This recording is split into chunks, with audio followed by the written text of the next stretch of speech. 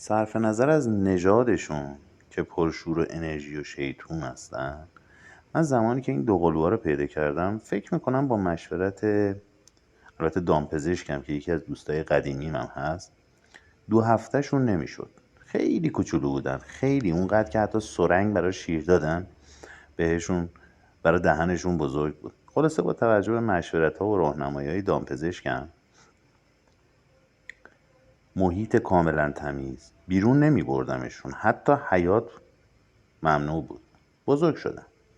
همون اوایل به فکر غذاشون بودم که خدایا اینا بزرگ میشن، شیر دیگه باید به عنوان غذای پایه از برنامه غذاییشون حذف شه. چی بهشون بدم که راحت، کامل، مورد علاقه و مغذی باشه براشون؟ با غذای صنعتی هم بدجوری مخالفم، اصلا بهش اعتقاد ندارم. تو همین وهله یه دوستی دارم مالزی، چون روابط خیلی نزدیکی داریم از وجود دو قلوها مطلع بود. صحبت غذا شد، باورتون نمیشه انگار خدا خودش دو قلوها رو داده بود، همراه با تمام نیازاشون، راهنمایی، کمک و نتیجه 100% مثبت. یه دستور تهیه غذا بهم داد مخصوص سبک‌های محلی جنوب شرق آسیا، مصرف روزانه و سالم، هم سگ هم گربه، تمام سنین، کاملا طبیعی. این خیلی واسم مهم بود. کاملا طبیعی، هیچ نوع مواد نگهدارنده، اسانس، مواد افزودنی درش وجود نداره. جالبش اینجا بود که تو هر 1 کیلوش نیم کیلوش گوشت گوسفندی خالص بدون چربی بود، آرد گندم و برنج، پودر رزماری، گلیسرین، انواع ویتامین های گروه B، ویتامین های آ و ای و C. یه غذای کارگاهی و تمیز، مغذی و سالم، نه صنعتی.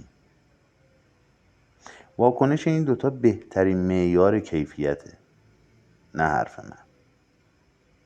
رشدشون، سرحالی، شور و انرژی.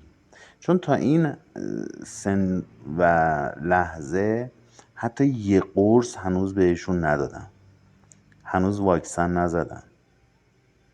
اینا کاملا طبیعی بزرگ شدن تا این لحظه، که البته گذاشتم به 3 ماهگی برسن و خودم فکر میکنم یه هفته 10 روز دیگه واسه واکسنشون اقدام میکنم. تا زمانی که دوستم این دستور پختو بهم داد، گفت هیچ چیزی نیاز ندارن، نه قرص، نه نمیدونم ضد انگر، نه فلان، نه بیسار. و واقعا جواب داد. این دستور واقعا جادوییه، دستور پخت، چون همه چی رو در بر میگیره.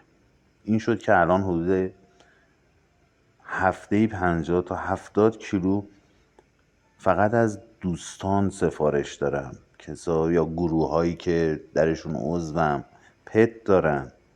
خود به خود اصلا تعجب شد برام که این شد کنار شغلم یه شغل هستن. حالا من به شغل نگاه نمی کنم بهش، چون این دوتا فرشته باعث شدن هم نوعاشون هم غذای خالص و طبیعی گیرشون بیاد. سودی نداره این کار، اما خوشحالم که هر کی گرفته باعث شده یه دوستی پدید بیاد و به تجربیاتمون اضافه بشه.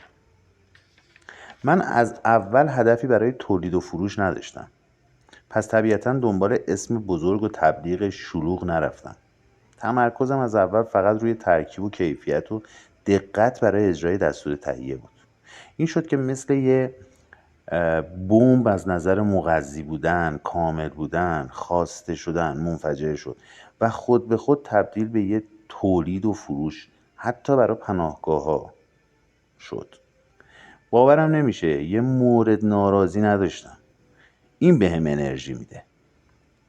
از همون نبد غذاتر که هیچ پتی مثلا غذا رو نمیخوره و خیلی بد غذاست، دیدم با اشتها این غذا رو میخوره، یا صاحبش تقدیر و تمجید کرده که اصلا خستگی از تن آدم بیرون میکنه و سفارشش ممتد ادامه داره. خب وقتی با اشتها میخورن همه نیازهای بدنشون رو تامین میکنه و از نزدیک شاهد رشد و انرژی روزانهشون هستم. دوستای دیگه هم همینطور. در مورد پتاشون از کیفیت غذا میگه وقتی اینطوری غذا رو میخورن، هم سالم، هم خوشخوراک، هم طبیعی، نه طعم دهنده الکی، نه پر کننده بیخاصیت. بعضی کیفیت ها رو لازم نیست توضیح بدی، کافیه بریزی تو ظرف و فقط نگاه کنی. اگر لازم دونستی برای پتت امتحانش کنی و پتت برات جزئی از خانواده و با اهمیت نگاش میکنی، بهتر امتحانش کنی. اگه تا الان از این غذا بهش ندادی، تو کامنت ها بنویس، شماره تلفن بهت میدم، تماس بگیر. سوالی اگر داشتی توضیح میدم برات. در ضمن هر جا باشی برات ارسال میکنم. یه چیزی به عنوان حسن ختام، ما هممون نسبت به این فرشته ها و حتی سگ و گربه، اونایی که میتونیم بهشون برسیم، نسبت به اون انرژی مثبتی که بهمون میدن مسئولیم. هر کدوم به اندازه خودمون باید سهممون رو ادا کنیم. ممنونم که وقت گذاشتی و این ویدیو رو دیدی. امیدوارم که به دردت بخوره.